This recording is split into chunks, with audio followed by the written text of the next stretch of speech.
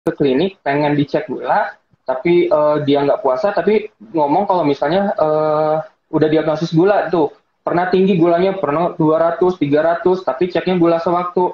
Itu kita nggak bisa bilang untuk langsung ke diabetes, kita harus sarankan untuk puasa dulu, karena untuk diagnosis untuk diabetes mellitus itu harus gula darah puasa dulu.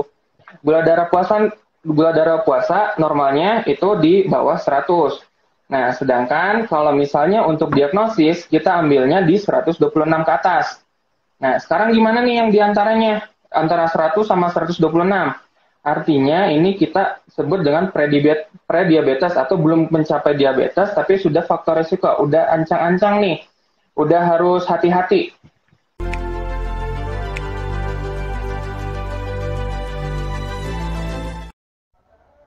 Oke, selamat sore. Assalamualaikum warahmatullahi wabarakatuh. Kembali lagi bersama saya, Dr. Prima. Hari ini kita akan berbincang tentang diabetes mellitus dan pencegahannya. Untuk yang sudah bergabung dengan kita, oh langsung Dr. Syahrir sudah langsung bergabung. Oke, Dok, nanti kita gabung ya. Oke, hari ini kita akan membahas tentang hal yang, oh maaf Dok, kayaknya harus ada upgrade aplikasi dulu untuk joinnya. Ya dokter harus upgrade Instagramnya dulu. Ada notifikasinya soalnya. Sementara kita tunggu dokter Syahrir untuk bergabung, kita coba eh, paparkan sedikit ya tentang diabetes mellitus. Oke, nanti yang akan jadi pemateri adalah dokter Syahrir. Oke, saya mulai dari perkenalan dulu tentang penyakitnya ya. Jadi sebetulnya diabetes mellitus ternyata sudah mulai dikenal ataupun sudah mulai di notis sebagai penyakit sejak abad ke-15 dan waktu itu memang sudah memakai istilah diabetes. Oke, waktu itu dari secara harfiah itu artinya adalah memancar. Jadi karena dulunya memang penderitanya memang sering kencing, itu salah satu juga gejala dari diabetes. Jadi memang yang memiliki gejala seperti itu maka disebutlah sebagai orang yang pengidap diabetes. Kemudian namanya ditambahkan dengan mellitus karena adanya eh, manis pada air kencingnya. Jadi memang sesuai dengan kondisi yang sekarang. Jadi memang ada kondisi poliuri ataupun sering kencing disertai dengan adanya terdeteksi gula dalam urinnya. Jadi itu salah satu tanda yang ada pada penderita diabetes. Oke, untuk secara statistik pada sampai bulan Mei 2020 ternyata sudah tercatat ada 463 juta penduduk di seluruh dunia yang telah mengidap diabetes dan di Indonesia sendiri ini sudah sampai angkanya di 10,7 juta. Bayangkan itu mungkin hampir sama dengan penduduk Jakarta saat ini ya. Untuk prevalensinya ataupun angka kesakitannya pada orang dewasa itu sekitar 6,2%. Atau ini sudah sekitar 10 kelima peringkatnya maaf maksudnya seluruh negara di dunia. Jadi Indonesia peringkat kelima untuk masalah diabetes. Ya. Oke, Dokter Syahrir sudah bergabung. Eh, ya, Oke, Dok. Di sana sudah mulai hujan? udah baru banget mulai. Oke, sip. Nah, sambil kita hujan-hujanan, enggak juga ya dok. Jadi kita bahas tentang diabetes mellitus. Ini banyak eh, informasi yang salah ataupun hoax ataupun mitos yang sebetulnya harus kita luruskan ya dok. Dan mungkin ini juga berhubungan dengan tanggal berapa? 14 ya dok, Hari Diabetes Sedunia. Ya betul. Ini juga memang memperingati Hari Diabetes Sedunia. Oke, jadi silakan dok untuk pemaparan pertamanya kita mulai. Silakan. Bismillahirrahmanirrahim. Assalamualaikum warahmatullahi wabarakatuh. Jadi kan sekarang kita akan membahas tentang diabetes nih ya dok ya. Jadi sebenarnya untuk diabetes mungkin udah nggak asing di masyarakat kita juga. Kenapa sih nggak asing? Karena si diabetes ini ternyata menjadi salah satu penyumbang untuk kematian terbesar di Indonesia. Kalau nggak salah peringkatnya itu peringkat ketiga setelah jantung dan juga stroke gitu ya. Ya, Dan betul. juga ini kan kita tahu nih diabetes itu kan merupakan salah satu penyakit degeneratif. Nah, tapi untuk penyakit degeneratif ini mungkin masih banyak nih yang nggak tahu apa sih maksud degeneratif, kenapa dikasih tahu ini penyakit salah satu penyakit degeneratif gitu. Ternyata penyakit degeneratif itu adalah kondisi yang terjadi ada perburukan bertahap. Di sini harus digaris bawahi kata bertahapnya ini, gitu. Bertahap dan berlangsung dalam waktu yang cukup lama. Gitu. Jadi tidak bisa dibilang kalau misalnya ada nih orang yang dia baru habis makan gula banyak banget misalnya, gitu, terus tiba-tiba dia langsung jatuh ke arah DM. Nah itu salah. Gitu. Jadi sebenarnya ini pasti berlangsungnya secara bertahap, makin lama makin buruk, dan pasti butuh waktu yang lama gitu. Makanya mungkin pada orang-orang juga udah pada tahu nih, biasanya untuk diabetes ini terjadinya pada lansia gitu, yang usianya kurang lebih di atas 60 tahun. Tapi di sini ada kata tapinya nih. Ternyata sekarang itu makin lama malah makin muda nih si penderita diabetes Nah, tuh. betul. Untuk yang salah satu tipenya yang tipe 2, nanti untuk tipenya kita jelaskan di selanjutnya. Nah, kenapa sih yang muda-muda ini mulai banyak juga yang kena diabetes nih? Padahal kan kita tahu ini penyakitnya butuh waktu yang agak lama. Karena ada beberapa nih faktornya. Yang pertama, salah satunya karena sekarang kan kita tahu gaya hidupnya udah mulai banyak yang nggak sehat, gitu. Ya. Contohnya itu makanan-makanan cepat saji itu banyak nih. Dan bisa dibilang karena makanan cepat saji, terus gampang untuk diperolehnya, dan rasanya juga bisa dikategorikan lebih enak gitu ya, dan nggak perlu repot lah istilahnya, pasti lebih banyak peminat gitu. Tapi kita tahu makanan cepat saji itu seperti apa. Yang pertama, kayak misalnya dia kan tinggi kalori nih, tinggi kalori, tinggi lemak, tinggi gula juga, dan juga banyak garam-garamnya. Nah, yang ini itu, keempat yang tadi itu sebenarnya menjadi salah satu faktor kenapa si DM ini kok bisa lebih cepat gitu. Nah, selain itu juga, di kita juga kan banyak yang masih kurang ya untuk konsumsi sayur-sayuran dan juga buah-buahan. Yang kita tahu kalau misalnya buah-buahan dan sayur-sayuran kan banyak mengandung mikronutrisi dan juga antioksidan yang baik untuk tubuh kita gitu. Nah, selain itu juga contohnya seperti ini sih yang agak sulit untuk dikendalikan ya. Salah satunya tuh contohnya kayak merokok. Ini yang sangat sulit karena kita tahu sendiri rokok itu kan banyak efek negatifnya, tinggi akan radikal bebas yang bisa ngeganggu untuk kesehatan kita gitu ya. Dan salah satu faktor yang lain juga kenapa sekarang banyak yang muda karena tidak berolahraga nih. Ini juga bisa dibilang agak susah sih. Kenapa? Kenapa? Itu juga sulit ya, Dok? Sulit. Pertama, Harus kenapa disempatkan banyak ya. yang tidak bisa berolahraga? Pertama karena waktu ya, waktu, tempat, dan niat juga gitu. Jadi kalau misalnya tidak berolahraga, efeknya apa nih? Pasti bisa ke arah gangguan metabolismenya dan juga masalah di kesehatannya. Idealnya untuk olahraga itu kurang lebih 2-3 kali nih seminggu dengan waktu kurang lebih 40-60 menitan. Untuk olahraganya pun sebenarnya nggak perlu olahraga yang berat, contohnya seperti olahraga fitness atau nge-gym atau yang lain. Cukup kayak misalnya olahraga yang intensitas ringan juga udah cukup gitu. Tapi harus ada seminggu tuh kurang lebih 2-3 kali. Lebih banyak, lebih baik. Tapi jangan sampai tiap hari juga. Karena olahraga itu kalau misalnya banyak olahraga pun salah. Nanti efeknya juga jelek gitu. Karena tubuh kita kan butuh waktu istirahat untuk recovery gitu ya.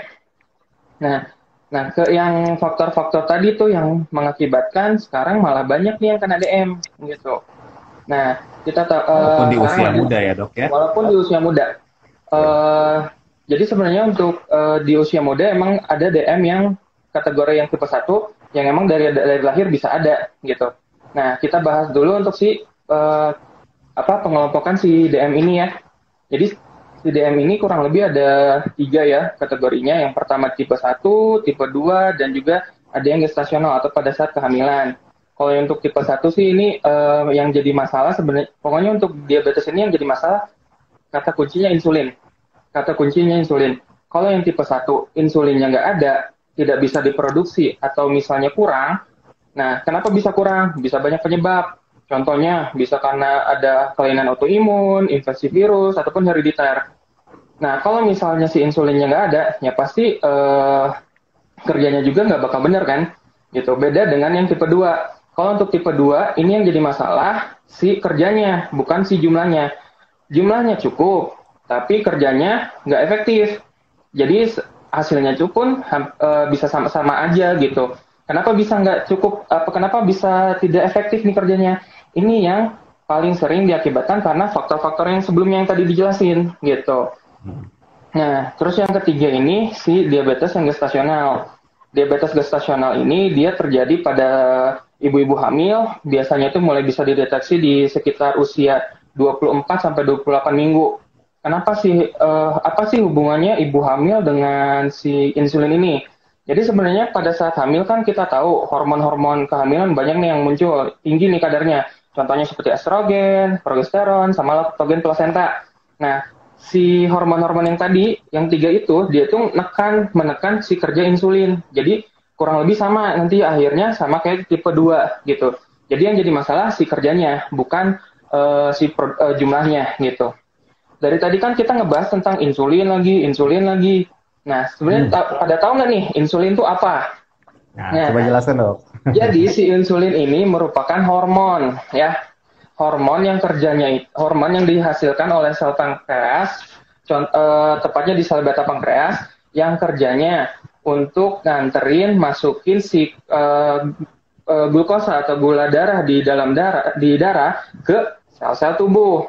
Nih, kenapa dimasukinnya ke sel tubuh? Karena tujuannya untuk membentuk energi. Akan kita tahu nih, berarti tadi udah jelasin. Yang pertama, produksinya kurang. Kalau nggak ada insulin, artinya yang masukin gula darah ke sel tubuh dikit dong. Jadi semua numpuk di pembuluh darah.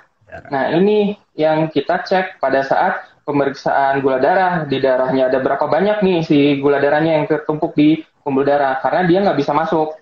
Sama halnya kerjanya kayak yang tipe 2 sama yang kehamilan itu. Jadi dia ada si insulinnya, tapi dia masuk si reseptornya, dia walaupun ada insulin, dia nggak bisa masukin si gula darah untuk ke sel tubuh. Akibatnya sama juga, numpuk di pembuluh darah, tapi nggak ada yang di ke sel tubuhnya, gitu. Ini kurang lebih si kerja si insulin itu, dan akibatnya kalau misalnya jumlahnya kurang atau kerjanya nggak efektif gitu ya. Nah, dari yang tadi kan kita tahu nih, jadi sebenarnya yang jadi masalah itu si kerja insulin. Nah, kerja insulin yang terganggu atau jumlahnya yang kurang, dampaknya apa? Makanya muncullah si gejala, tanda dan keluhannya di si diabetes ini. Salah satunya itu kita bisa kategorikan ada gejala utama sama gejala tambahan. Yang utamanya itu dulu ada 3, sekarang ditambahin jadi 4. Yang 3 ini apa? Banyak kencing, poliuri, polidipsi, banyak minum, sering haus kerasanya. Terus ada polifagi atau jadi sering makan atau sering lapar. Nah, sedangkan yang satu lagi nih yang ditambahin yang baru-baru, paling baru ditambahin yaitu penurunan berat badan. Penurunan berat badannya ini bukan yang diusahakan, tapi yang tidak diusahakan. Artinya makannya banyak, minumnya banyak, tidak olahraga, tapi kok berat badannya bisa turun. Ini yang bisa kita pikirkan ada kemungkinan ke arah diabetes gitu.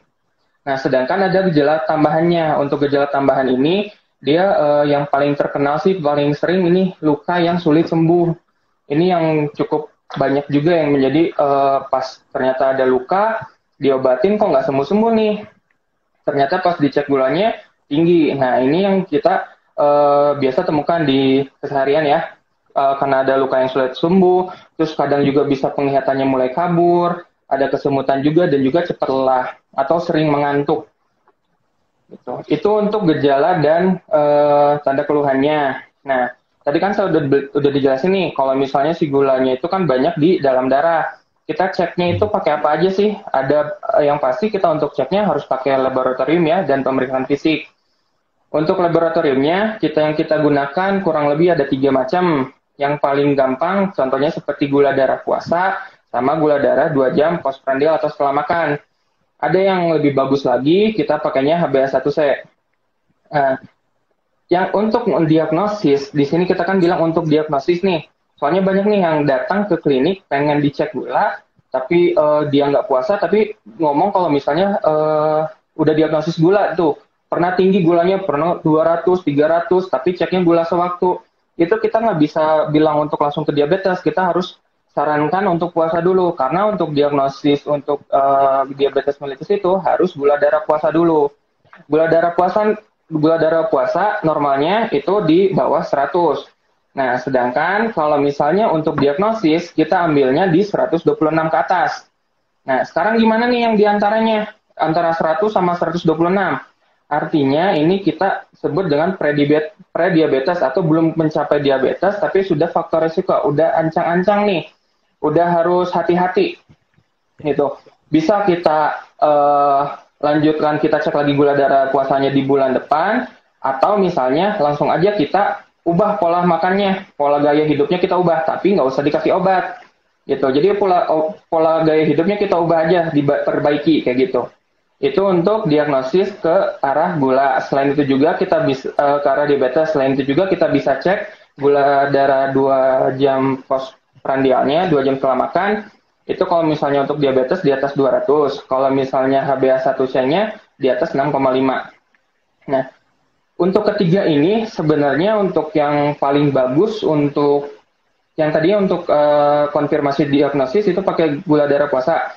Sedangkan untuk kontrol idealnya sebaiknya pakai HbA1c. Kenapa nih HbA1c jadi pilihan utama yang bagus untuk kontrol?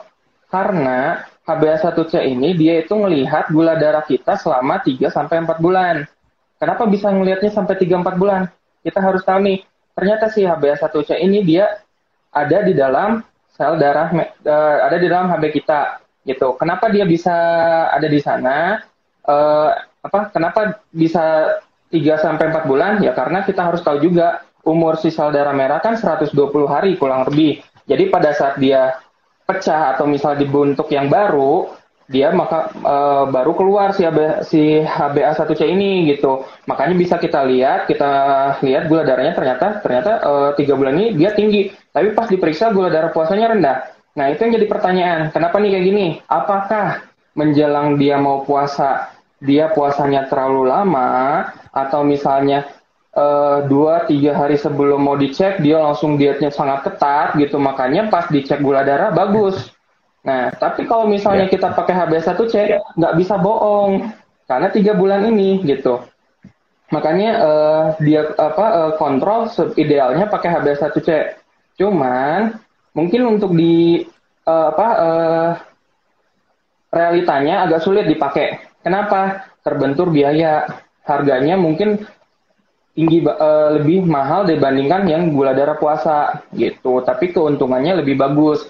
Jadi sebenarnya mungkin ini disaranin. Tapi kalau misalnya si pasiennya tidak menyanggupi, ya nggak apa-apa, kita pakai gula darah puasa dulu aja gitu. Tapi tetap saran mah paling nggak 3 bulan sekali HbA1c, sebulan sekali boleh pakai gula darah puasa gitu ya. Itu untuk indikator pemeriksaannya. Sedangkan terus selanjutnya nih, kan banyak yang bilang nih, dok, punten saya ini udah tinggi nih gula darah puasanya, tapi kok nggak dikasih obat? Banyak yang nanya seperti ini. Sebenarnya gini, untuk tata laksana atau terapi pada diabetes, itu ada beberapa tahap. Jadi misalnya nih, ketemu ada pasien konfirmasi dia ternyata diabetes. Yang pertama tahap 1 dulu. Tahap 1, apa terapinya? Modifikasi gaya hidup dulu. Tidak perlu dulu dikasih obat. Kita modifikasi gaya hidup dan pola dietnya seperti apa. Setelah itu kita kontrol lagi untuk gula darah puasanya. Idealnya kita lakukan di tahap 1 ini, atau tiap tahap itu tiap 3 bulan. Tapi itu tergantung kondisi pasien juga. Jadi misalnya nih, ternyata udah tinggi, masih tetap tinggi, udah gaya pola makannya udah bagus, udah teratur, tapi kita naik ke tahap 2. Tahap 2 seperti apa? Modifikasi gaya hidupnya tetap dilanjutkan, ditambah dengan 1 obat. Pilihan pertama obatnya kita pakai metformin dulu, 3 kali sehari. Tapi jangan lupa, obat dikasih, tahap yang 1 modifikasi gaya hidup harus tetap jalan. Ini yang agak sulit. Kenapa saya bilang sulit? Karena pada saat dikasih obat, udah gaya hidupnya kelupaan. Gitu. Ini yang jadi, itu makanya harus tetap harus diperhatikan. Apapun, udah berapa banyak obat yang dikasih, modifikasi gaya hidup tetap dilanjutkan. Nah, kalau misalnya setelah pakai metformin kok masih tetap tinggi, kita naik tahap berikutnya. Kita tambahin lagi 1 modifikasi gaya hidup ditambah 2 macam obat diabetes. Nah, kalau misalnya masih tetap sama, kita naikin ke 3 macam obat. Kalau masih tetap sama, baru pakai insulin. Tapi tetap dikasih gaya hidup tetap. Jadi sebenarnya untuk pengobatan ini, cara kasih gaya hidup dibantu dengan tambahan obat-obatan untuk mengkontrol diabetesnya, gitu. Nah, tadi kan nih modifikasi gaya hidup. Nah, modifikasi gaya hidupnya itu seperti apa? Yang pertama kita bagi dulu nih. Yang pertama ke arah nutrisinya. Nutrisinya nih, banyak yang bilang mungkin orang yang punya diabetes nggak boleh makan gula, nggak boleh yang manis-manis, tidak boleh makan. Orang yang diabetes juga tidak boleh konsumsi karbohidrat. Itu mitos. Kenapa saya bilang mitos? Karena sebenarnya karbohidrat ini masih butuh kita itu. Tetap harus ada asupan karbohidrat, karena karbohidrat itu menjadi salah satu sumber utama untuk energi. Tetapi yang kita ubah itu harus ditekankan, porsinya dibatas dan dipilih. Dibatasnya itu seperti apa? Jadi kurang lebih sekali makan seperempat dari porsi makannya aja, gitu. Dan dipilihnya itu seperti apa? Kita pilih karbohidrat yang indeks glikemiknya rendah. Nah, indeks glikemik itu apa? Jadi sebenarnya indeks glikemik itu jadi kayak misalnya kita makan nih, dari makanan karbohidrat kita, seberapa cepat dia menjadi, dia meningkatin gula darah, gitu. Itu yang disebut indeks glikemik, gitu. Jadi semakin rendah, jadi dia semakin lambat untuk ningkatin gula darah. Tapi kalau misalnya semakin tinggi indeks glikemiknya, berarti dia bakal semakin cepat untuk naikin gula darah. Kenapa kita pakainya yang indeks glikemik rendah? Karena kita tahu kalau misalnya indeks glikemiknya rendah, dia untuk naikinnya kan lambat nih. Lambat, tapi dia lebih landai. Kalau dilihat dari kurvanya, si gula darahnya itu dia lebih landai untuk naiknya. Ya. Tapi kalau misalnya Akan lebih lama ya untuk sampai tuh serapnya. Ya, lebih lama juga. Jadi kalau misalnya kita pakai angka, contohnya yang indeks glikemik rendah itu bisa naikin kurang lebih 10 misal 10% gula darah, tapi dalam waktu 8 jam. Jadi puncaknya itu cuma 10 gitu. Tapi kalau misalnya yang tinggi, dia cepat hilangnya, cepat naiknya. Contohnya misalnya dia langsung bisa sampai 80, tapi hilang lagi dalam waktu berapa menit kemudian berapa jam kemudian udah hilang gitu. Yang jadi bahaya itu kan lonjakannya. Nah, lonjakan ini yang kita hindari biar si gulanya tetap terkontrol. Nah, jadi sebaiknya pakai yang indeks glikemiknya rendah. Untuk penentuan indeks glikemik itu sebenarnya ada 3, ada rendah, ada sedang, sama ada yang tinggi.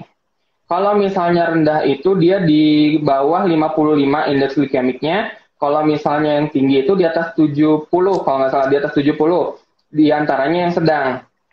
Nah, di kita itu banyaknya yang pakai yang tinggi.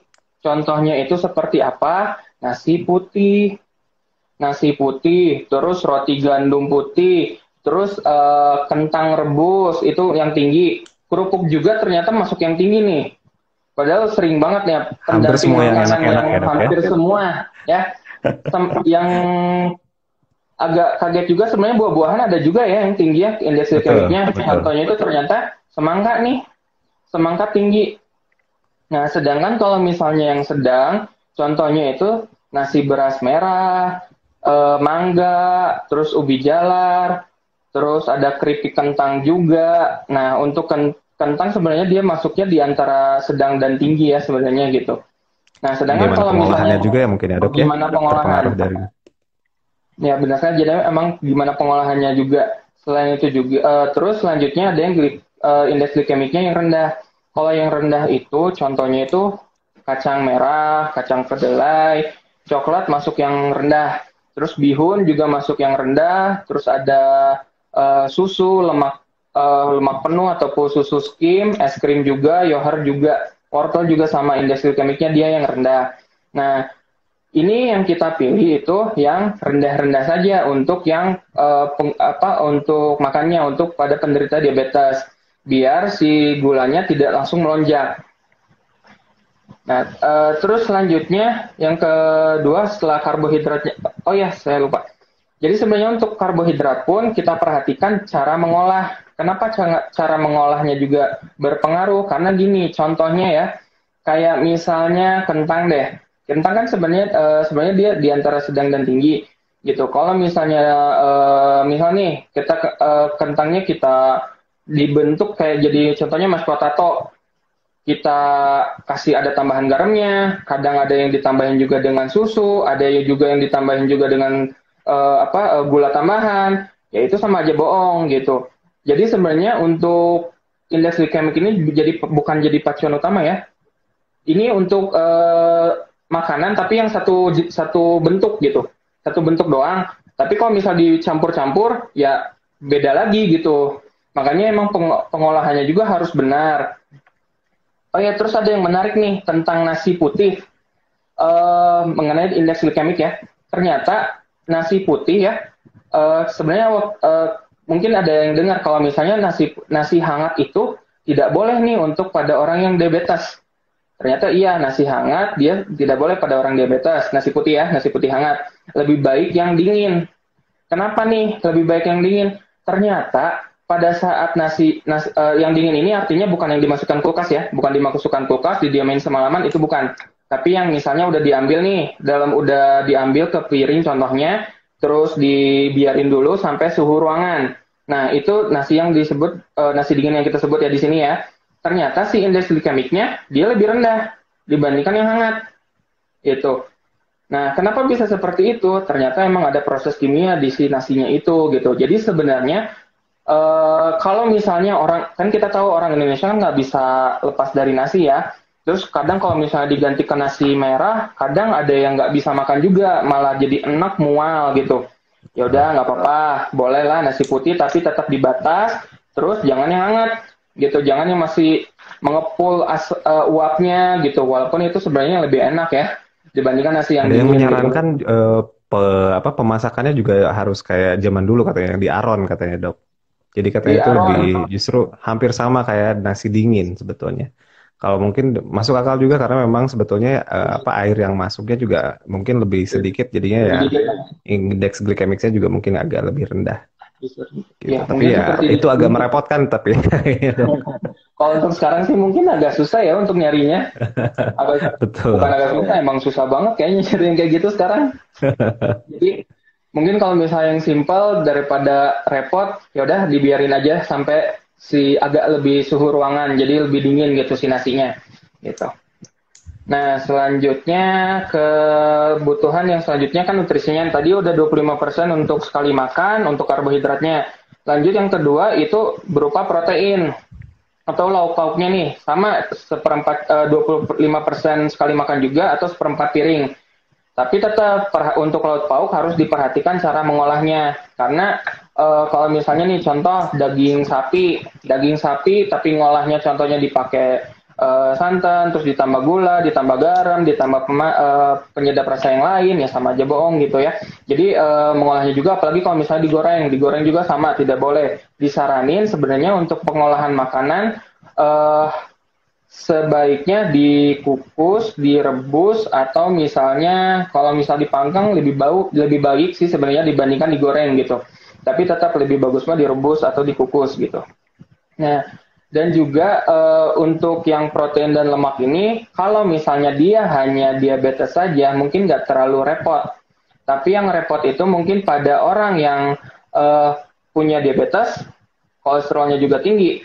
Nah, ini yang harus jadi, terus misal ada darah tinggi juga. Ini yang sebenarnya harus diperhatikan, makannya harus banyak banget yang diperhatikan. Jadi, misal nih, contohnya apa ya? Contohnya minyak-minyakan deh. Kayak misal terus ada tinggi asam urat juga ya. Contohnya alpukat. Alpukat itu dia lemaknya lemak bagus lemaknya.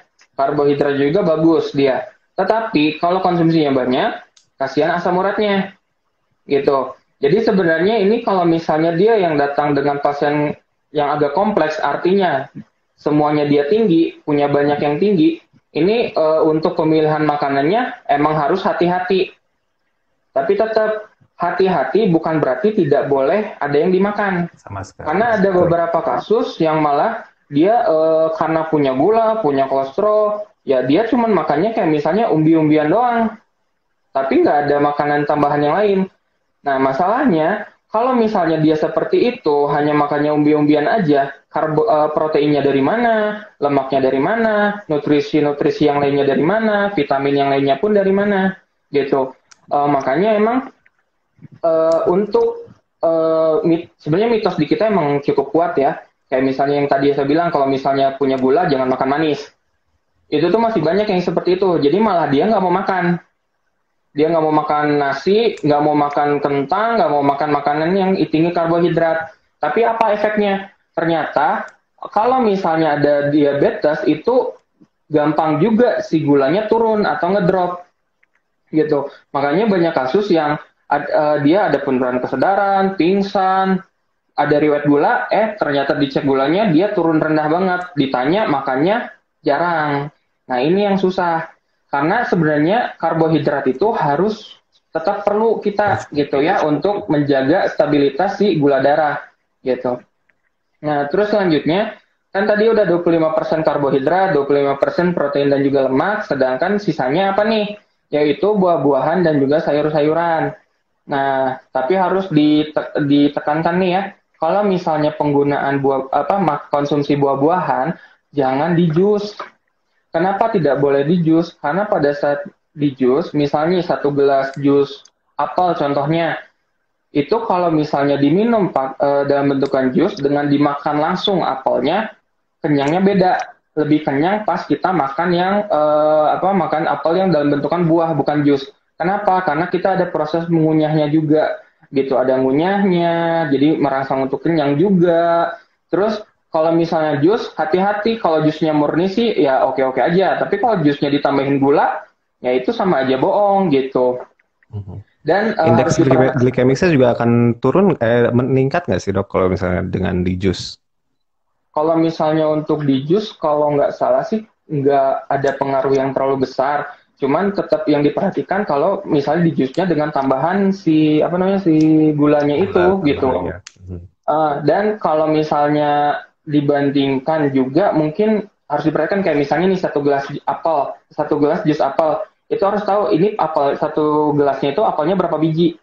Karena kadang satu gelas bisa sampai 2-3 biji, sedangkan kita makan satu biji, ya pasti beda gitu si kadar gulanya juga. Porsi aslinya nggak kelihatan jadinya ya dok ya? Iya, karena gulanya malah makin banyak, tapi porsinya dikit gitu dibandingkan buah yang langsung dimakan. Jadi emang kalau nggak salah beberapa dokter spesialis gizi malahan emang tidak menyarankan pakai jus sih gitu. Kalau untuk buah-buahan lebih baik dimakan langsung. Terus selanjutnya kan tadi udah yang nutrisi-nutrisi yang utamanya kayak karbohidrat, protein, buah-buahan juga ya. Nah, sedangkan kita harus tahu juga nih, ternyata untuk yang diabetes pun harus dibatasi nih si gulanya, garamnya, dan juga lemaknya. Gula di sini kan dibatasnya itu kurang lebih seharinya 4 sendok makan. 4 sendok makan ini bukan gula yang di gula dapur aja, tapi gula yang dalam kandungan makanan juga gitu. Ya, kurang lebih 54 gram. Sedangkan kalau misalnya garam, itu 1 sendok teh seharinya. Atau kurang lebih 2 mili, sedangkan lemak atau minyak kurang lebih 5 sendok makan. Gitu. Mungkin ini agak repot ya kalau untuk ngitungnya langsung penggunaan seharinya untuk setiap harinya. Jadi emang sebaiknya kalau misalnya bisa ngukur, misal sehari cuma pakai 4 sendok makan gula, ya udah boleh. Tapi kalau misalnya repot, dibatasin aja. Terus kita misalnya lihat piring kita nih sekali makan piring kita bagi 2, itu setengahnya buah-buahan sayur, yang sisanya setengah kita bagi 2 lagi, jadi seperempatnya nasi karbohidrat, yang seperempatnya lagi lauk pauknya atau protein lemaknya gitu. Dan juga untuk diperhatikan itu kan porsinya, dan diperhatikan juga jam makannya. Jam makan untuk penderita diabetes sebaiknya tetap teratur. Kenapa tetap teratur? Biar si kadar gulanya juga tidak terus-terusan melonjak tinggi. Jadi pas dia stabil gitu. Tidak tiba-tiba naik banget, tiba-tiba turun banget. Contoh jamnya itu contohnya seperti ini, kayak misalnya jam 7 pagi boleh makan pagi, tapi tetap porsinya dibatas. Terus nanti kurang lebih jam 10-an boleh makan snack. Snack di sini artinya bukan makanan utama, tapi isinya buah-buahan gitu. Bukan setengah kayak misalnya jajanan yang dibeli di supermarket, bukan, tapi buah-buahan. Terus nanti kurang lebih jam 1 makan siang lagi. Terus nanti jam 4 kalau misalnya mau snack lagi boleh buah-buahan lagi. Terus nanti makan malam juga ada. Sedangkan untuk snack malamnya itu opsional aja. Kalau misalnya tiba-tiba sebelum tidur masih tetap kerasa lapar boleh. Tapi kalau misalnya udah bisa tidur boleh dilewatkan juga gitu sih snack malam mah gitu ya. Nah, terus kan kalau misalnya untuk konsumsinya juga ini harus diperhatikan. Emang untuk yang punya gula, apalagi yang mau benar-benar diatur pola makannya, mungkin butuh catatan ya. Catatan makannya seperti apa, dihitung kalorinya juga itu lebih baik. Dihitung kalorinya lebih baik, dihitung gram-gram karbohidratnya berapa banyak yang masuk, protein berapa banyak yang masuk, lemaknya juga berapa banyak yang masuk. Ini emang yang idealnya. Cuman mungkin kalau misalnya keseharian agak repot, baiknya emang harus awalnya untuk pola diet untuk gula itu sebaiknya dikonsultasikan langsung dulu ke dokter spesialis gizi kliniknya, gitu itu lebih bagus gitu.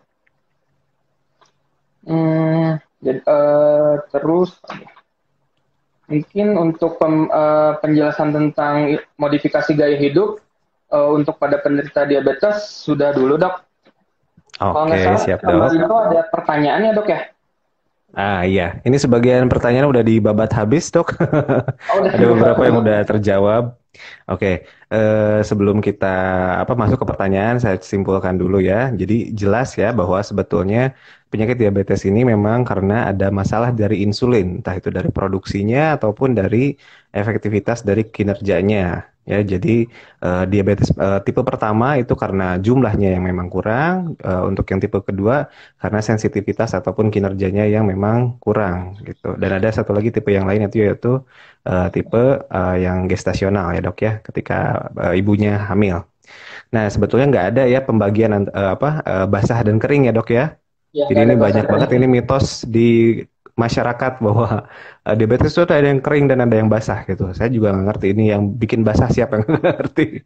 Oke, jadi nggak ada itu ya pembagian itu. Oke, kemudian tanda-tandanya juga tadi udah dijelaskan ada poliuri atau sering kencing, sering lemas, karena memang tadi gulanya beredar di darah tapi nggak masuk ke jaringan untuk menjadi energi. Terus juga berat badan pasti akan turun ketika memang glukosa ataupun gula darah yang harusnya masuk ke menghasilkan energi tidak didapatkan, akhirnya ya menggunakan energi yang ada di setiap selnya yang akhirnya turun berat badannya. Kemudian prosesnya juga memang sebetulnya lama ya dok ya. Ada yang bilang sampai misalnya kena diabetes tuh sekitar 40 tahun, sebetulnya prosesnya dari umur 30 tahunannya. Jadi ada yang bilang 10 tahun ke belakang, ada yang 15 tahun ke belakang, bahwa bahkan dari pola makan sejak dari kecil pun memang berpengaruh ya dok ya ternyata. Jadi ini hati-hati juga untuk para ibu ataupun orang tua di rumah. Kalau misalnya anak udah mulai suka banget sih ini makanan yang tinggi karbohidratnya atau gulanya, kayaknya mungkin harus mulai di stop ya dok ya. Mulai dicoba untuk kasih cemilannya yang lebih sehat. Sayuran atau buah-buahan harus lebih dipertimbangkan lagi. Dan jelas-jelas ini penyebab paling besarnya adalah gaya hidup ya dok. Zaman sekarang kayaknya mungkin kalau kita diberikan pilihan makanan yang yang tinggi gula atau yang rendah gula, kayaknya kita bakal milih yang lebih manis pasti, atau yang lebih lebih enak, lebih gurih ataupun lebih berkarbohidrat. Jadi itu yang menyebabkan penyebab dari diabetes, terutama untuk yang penyebab diabetes yang tipe 2. Dan kemudian komplikasinya ternyata cukup banyak ya dok, dari mulai ujung kepala sampai ujung kaki sebetulnya ada. Dari mulai mata, kemudian juga ada baal-baal di tangan ataupun kaki, kemudian bisa sampai gagal ginjal dan lain-lain. Jadi itu yang dicegah oleh dokter dengan pemberian obat. Oke, kemudian ya, ini ada beberapa pertanyaan nih dok, saya kelompokkan. Yang pertama dari penyebabnya ya. Jadi sebetulnya penyebabnya diabetes apa? Sudah terjawab tadi berarti ya dok ya, dari gaya hidup sebetulnya yang paling besar. Walaupun memang betul ada genetik yang diturunkan dari orang tua atau mungkin dari keturunan atas kita. Tapi itu kayaknya kecil ya dok ya. Mungkin bisa dijelaskan tentang keturunan, ini faktor keturunan dari diabetes.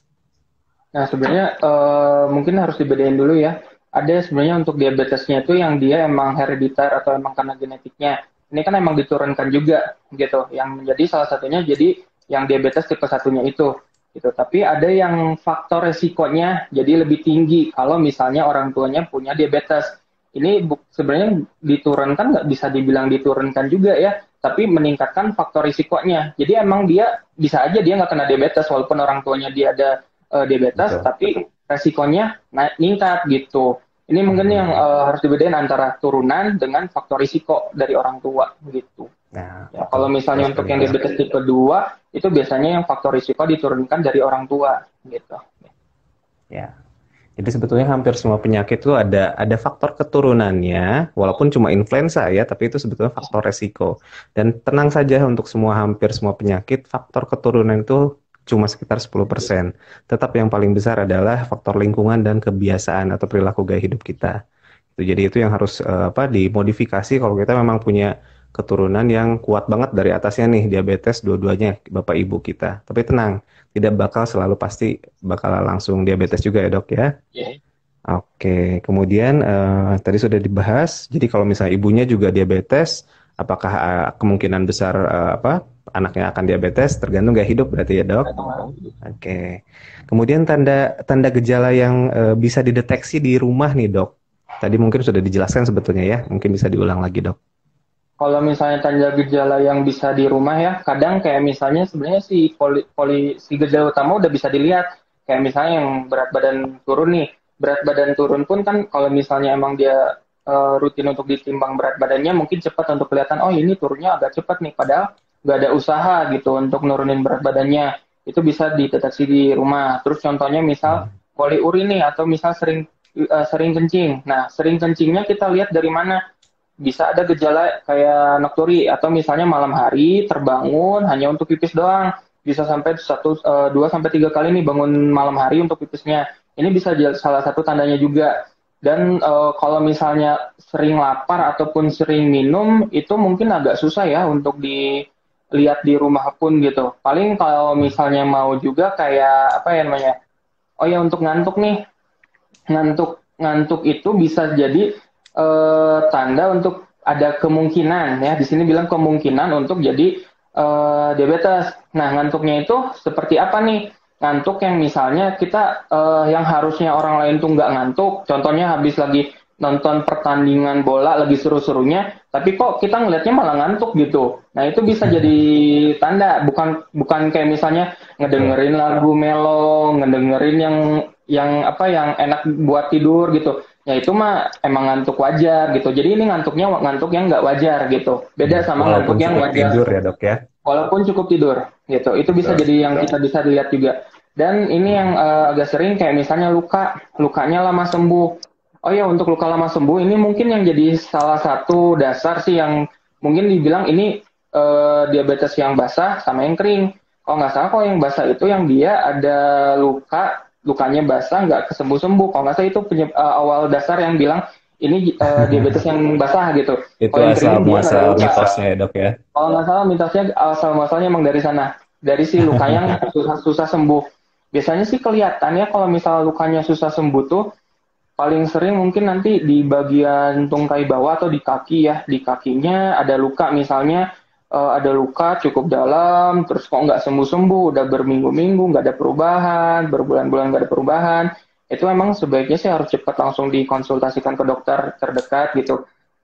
Mungkin harus dicek dulu gulanya. Kalau ternyata gulanya ternyata tinggi, ya bisa kita masukkan ke arah sana juga gitu.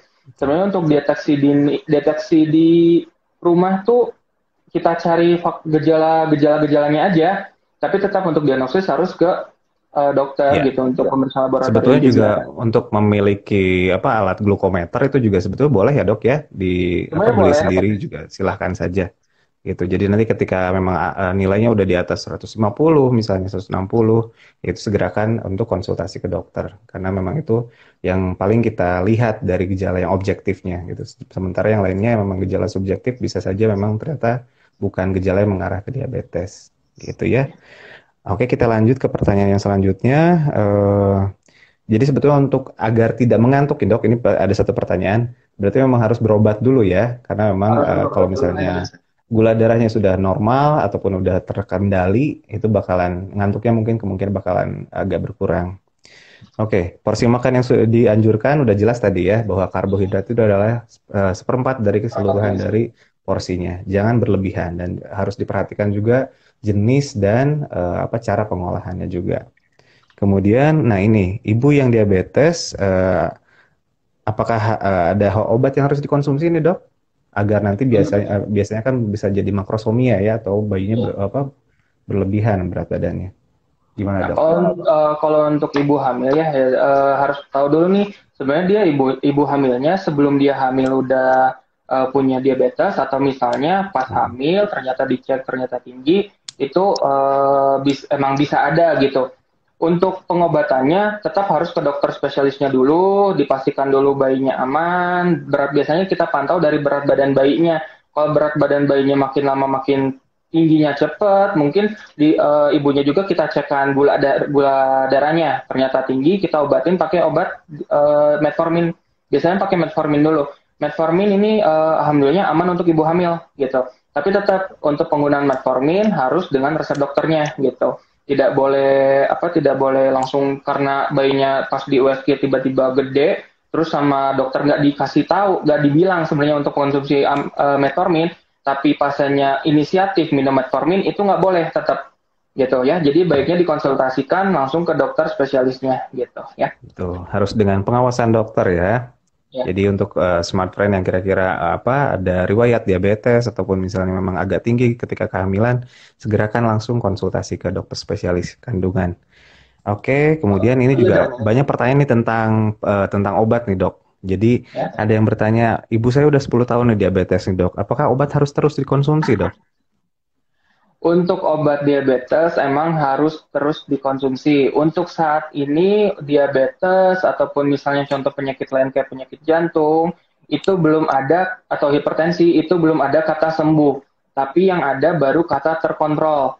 Nah, yang kita usahakan itu si terkontrolnya ini benar-benar terkontrol dulu. Kenapa harus terkontrol? Karena komplikasinya yang bahaya. Komplikasi-komplikasi penyakit ini itu dia emang mengakibatkan kematian. Contohnya itu misalnya kalau punya diabetes mungkin meningkatkan kejadian untuk serangan jantung bisa gitu. Makanya harus gulanya bagus dulu nih. Nah, sedangkan kalau misal konsumsi tiap hari pasti selalu bilang dok konsumsi tiap hari kasihan ginjalnya. Iya, kasihan ginjalnya, tapi tetap untuk misalnya nih udah kita harus dalam artian pengawasan dokter. Jadi emang ada waktunya kita cek fungsi ginjalnya nih, fungsi ginjalnya masih bagus, lanjutkan obatnya. Tapi kalau misalnya fungsi ginjalnya udah mulai memburuk gitu, itu bisa beda lagi pengobatannya. Jadi kita emang harus tetap dalam pengawasan dokter.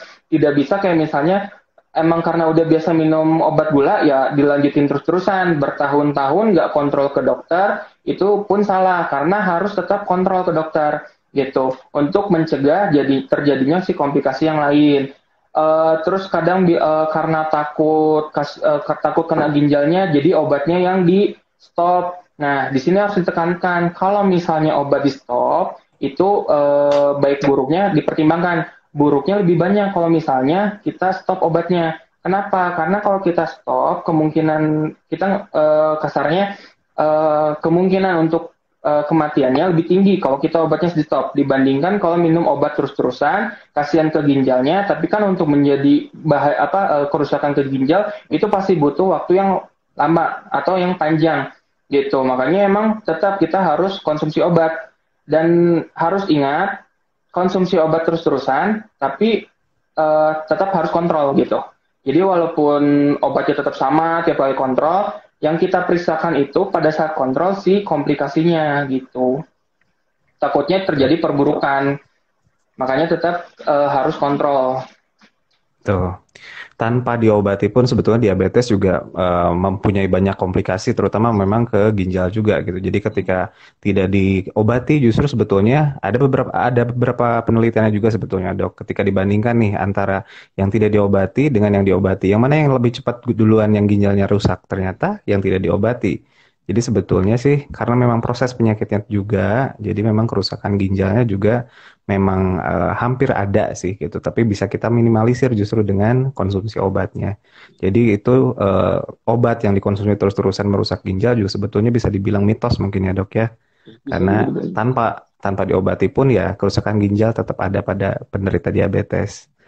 Oke, kemudian ini juga baru kemarin-kemarin mungkin dari Badan POM juga ada edaran tentang metformin katanya sudah dihentikan dok atau misal ada dibatasi edarannya. Apakah emang itu sudah final atau gimana dok? Ini udah pernah dengar nggak? Sebenarnya sih banyak yang obat yang sebenarnya dari BPOM tuh ditarik dulu gitu.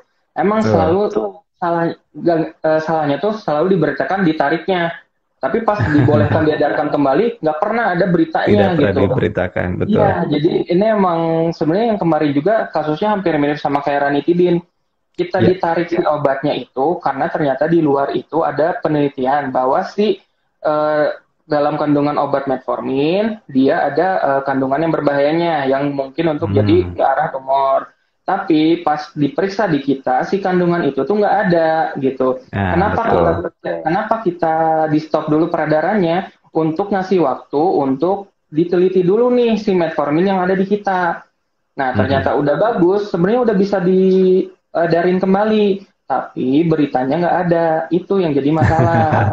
Betul. Jadi yang bermasalah tuh bukan zat aktifnya ya, bukan Bukan obatnya, zat tapi aktifnya. sebetulnya tambahan-tambahan di obatnya itu yang justru sedang diteliti oleh Badan POM dan akhirnya dicoba ditarik lagi untuk diteliti lebih jauh gitu. Dan pada akhirnya kok ranitidin yang akhirnya dulu sempat ditarik juga akhirnya diedarkan kembali karena memang ternyata terbukti aman, tidak tercemar oleh zat yang sudah diberitakan sebelumnya gitu. Jadi metformin sampai sekarang masih tetap aman Masih karena memang cuma beberapa produsen saja yang ternyata ada kecurigaan untuk terpapar zatnya saya lupa dok, tapi ada memang zat yang memang agak berbahaya dan itu kalau dikonsumsi dengan jangka panjang. Satu lagi dok, pertanyaannya adalah apakah untuk yang diabetes ini termasuk sebagai komorbid atau penyakit yang bisa memperparah COVID? Ini Nah, barusan tadi ada pertanyaannya. kalau misalnya ini sih sebenarnya ini yang jadi apa ya namanya ya, agak yang bikin bukan bikin kacau sih, yang bikin heboh pas kemarin-kemarin tuh karena banyak pasien yang dikatakan orang ini penyakitnya dia orang karena ginjal kok atau karena diabetes kok dibilang meninggalnya karena COVID gitu. Di COVID Nah ini kan? yang di COVID kan gitu. Sebenarnya yang jadi masalah gini, ternyata sebenarnya kan si COVID ini meningkatkan untuk tingkat kematian si penyakit komorbidnya. Contohnya misalnya ke diabetes, ke jantung, stroke gitu. Tapi tetap emang sebenarnya mungkin mungkin sebenarnya kayak gini, dia meninggal dengan dalam keadaan diabetes karena diabetes meninggalnya. Tapi kan kita pasti pada saat itu mungkin harus dicekkan dulu si COVID-nya karena sekarang lagi pandemi. Untuk mungkin di Betul. swab dulu, dicek dulu PCR-nya, ternyata dan butuh waktu kan dari meninggal dari meninggal nih, misal meninggal hari amit-amitnya meninggal hari ini, terus masa kita tunggu hasil si swab-nya dulu baru dikuburkan. Artinya kita nunggu si pasien itu tidak dikubur 3 hari. Kan nggak mungkin kan? Daripada kita nunggu 3 hari didiamkan dulu sebelum dikubur, ya sebaiknya kita kubur dulu. Tetap dengan prosedur yang COVID yang kemarin itu yang dihebohkan. Nah, ternyata hasilnya negatif, ya itu kan kita prevensi ya istilahnya pencegahan biar tidak terjadi penularan. Kalau misalnya hasilnya positif tapi tidak kita kuburkan dengan prosedur COVID, itu lebih bahaya. Ya, Kasihan yang ngubur, membahayakan kasihan petugas. yang Betul. mendekati, yang membahayakan petugas, kasihan yang mungkin ada yang mendatangi ke rumah sakit, ada yang ngejemput ke rumah sakit, ada yang ngelihat ke rumah dukanya juga kan kasihan gitu. Makanya ini sebenarnya butuh komunikasi yang bagus antara pihak mungkin salah satunya rumah sakit dengan pihak keluarga dan pihak media juga sih sebenarnya harus Betul. bisa diajak kerjasama gitu istilahnya. Karena kalau misalnya saya bilang mungkin kemarin itu bukan meninggal karena COVID, tapi mungkin didiagnosis kematiannya kayak misalnya diabetes dengan ini plus Betul. COVID, suspek COVID. Tapi yang diambil sama media mungkin yang si COVID-nya aja gitu. Jadi sebetulnya menentukan penyebab kematian seorang pasien juga tidak semerta segampang itu juga ya dok ya, karena Iya, memang banyak faktor yang diderita oleh pasien, faktor dari luarnya juga dan lain-lain gitu. Jadi kita juga betul-betul harus hati-hati dan salah satunya dengan cara kehati-hatiannya dokter ataupun tenaga kesehatan adalah dengan cara mendeteksi COVID-nya juga gitu agar penularan juga bisa diminimalisir. Tapi yang menjadi tambahan adalah sebetulnya yang karena hampir semua yang kena diabetes itu juga terjadi sedikit penurunan imun sebetulnya ya dok ya. Jadi mungkin itulah kenapa jadinya akhirnya bisa jadi salah satu komorbid atau jadi penyakit yang bisa memperparah dari COVID-19. Gitu mungkin ya dok. Oke, ini kayaknya tinggal berapa menit lagi dok? 3 menit lagi ya. Kita simpulkan saja mungkin. Tidak ada pertanyaan lain. Jadi saya coba simpulkan bahwa sebetulnya dari ketakutan orang awam tentang penyakit diabetes, sebetulnya yang harus kita takutkan adalah gaya hidup kita sendiri, dok. Ataupun semua smart patient juga harus mulai sadar bahwa apa yang kita konsumsi itu adalah tanggung jawab kita. Jadi jangan sampai kita karena memang ingin terus-terusan mengikuti gaya hidup, kita mengorbankan kesehatan kita. Jadi kita harus batasi asupan karbohidrat, terutama gula dan lemak juga dan garam.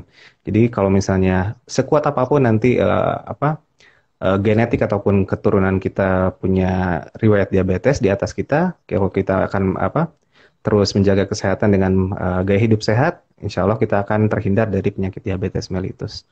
Mungkin itu kata-kata terakhirnya dok. Terima kasih banyak sudah meluangkan waktu untuk jadi narasumber di Smart Talk kali ini. Semoga ada waktu lagi untuk nantinya ya dok ya. Untuk ya, siap. Smart Patient yang mau bertanya lagi silahkan langsung DM ke IG Klinik Pajajaran Jatinangor. Nanti kita bahas satu-satu. Untuk pertanyaan-pertanyaan yang sudah masuk saya aturkan terima kasih banyak. Oke, kita tutup saja dengan wassalamualaikum warahmatullahi wabarakatuh. Selamat sore dok. Siap. Sore.